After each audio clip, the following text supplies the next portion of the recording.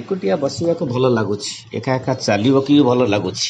ନିଛାଟିଆ ନେରଳ ରାସ୍ତାରେ କାହିଁକି କେମିତି ଲାଗୁଛି ନିଜକୁ ନିଜେ ବିଶ୍ଳେଷଣ କରୁଥିଲା ଅପର୍ତ୍ତି।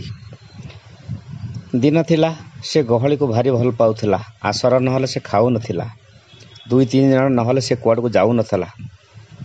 କେମିତି କେଜାଣି ଖରା ଦିନିଆ ଖଣ୍ଡିଆ ଭୂତଟା ଆସିଲା, ସବୁ ଡିଜେଡର କରିଦେଲା। ମନରେ ଆଉ ସରସତା ନାହିଁ। ଯାହା ମୁହଁକୁ ଦେଖିଲେ ଖାଲି ଶୁଖିଲା ଶୁଖିଲା ଲାଗୁଛି। ସର୍ବୋପରି ଘରକୁ ପଶିଲା ମାତ୍ରେ ଘରେ ବଢ଼ିଲା ଝିଅଟାର ମୁହଁକୁ ଦେଖିଲେ ତାର ସେଇ ଅତୀତ କଥା ଗୁଡ଼ାକ ମନେ ପଡ଼ି ଯାଉଛି। ଆର ଘରେ ବୁଢ଼ୀ ମାଟା ଖାଁ ଖାଁ ହେଇ କାଶୁଛି। କହୁଛି, କାହିଁକି ଲୋକ ହସା କରୁଛ କିରେ? ମୁଁ କାହା ପଇସାରେ ଚଳୁନି ବେ। ମୋ ଗେରସ୍ତ ମୋ ପାଇଁ ରଖିଦେଇ ଯାଇଛି। ସାନ ଭାଇଟା ଗୋଟେ ଜଜ୍ ହେଇଛି। ସମୟ ଅଭାବରୁ ଆସିପାରୁନି। ବୋଉଟା ସାନ ପୁଅକୁ ଭାରି ଭଲ ପାଉଥିଲା। କେତେ ଥର କହିଲେଣି ବୋଉଟାର ଶେଷ ଅବସ୍ଥା ଟିକେ ଆସି ଦେଖିଦେଇ ଯା। ତାର ସେ ଗୋଟାଏ ଉତ୍ତର, ମୋର ସମୟ ନାହିଁ। ତାକୁ ଡାକ୍ତରଖାନାରେ ଆଡ଼ମିସନ୍ କରିଦେଉନ। କିନ୍ତୁ ସେ କ'ଣ ଜାଣିନାହିଁ ଯେ ଆଡ଼ମିସନ୍ କଲେ ତା ପାଖରେ ଗୋଟେ ଆଟେଣ୍ଡାଣ୍ଟ ବି ରହିବାକୁ ପଡ଼େ ବୋଲି। ଛାଡ଼, କ'ଣ ବା ତାକୁ କହିବି। ଯାହାର ବିବେକ ବୋଲି କିଛି ନାହିଁ ତାକୁ କ'ଣ କହିହେବ। ବେଳେବେଳେ ବିଶ୍ଳେଷଣ କରେ ନିଜକୁ ନିଜେ। ପାଠ ପଢ଼ିଲେ କ'ଣ ପାଇଁ? ପାଠଟା ତ ମୋର କିଛି କାମରେ ଲାଗୁନି। ଛାଡ଼, ମୁଁ ବି ଯଦି ସାନ ଭାଇ ପରି ଟିକେ ସ୍ୱାର୍ଥପର ହେଇଥାନ୍ତି ବୋଧେ ମୋର ପାଠଟା ବହୁତ କାମରେ ଲାଗିଥାନ୍ତା।